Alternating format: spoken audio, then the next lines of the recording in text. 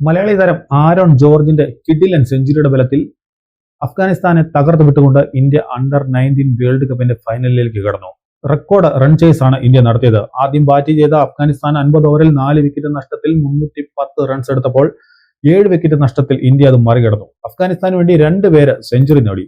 Faisal Khan 110 runs നേടിയപ്പോൾ ഉസാരുള്ള നിസായി 101 റൺസോടെ പുറത്താകുന്നു നിന്നു. ഇന്ത്യക്ക് വേണ്ടി കനിഷ്ക് ചൗഹാനും ദീപേഷ് ദേവേന്ദ്രനും 2 വിക്കറ്റ് വീതം വീഴ്ത്തി. മറുപടി ബാറ്റിംഗിൽ തകർപ്പൻ തുടക്കമാണ് ഇന്ത്യക്ക് ലഭിച്ചത്. പതിവ് പോലെ വൈഭവ് സൂര്യവംശി ഒരറ്റത്ത് നിന്ന് അടിച്ചു തകർത്തു. 33 പന്തിൽ 4 സിക്സിന്റെയും 9 ഫോറിന്റെയും സഹായത്തോടെ വൈഭവ് സൂര്യവംശി 68 റൺസ് എടുത്താണ് മടങ്ങിയത്. ഓപ്പണിംഗിൽ 9.3 ഓവറിൽ 90 റൺസ് ഇന്ത്യ നേടിയിരുന്നു.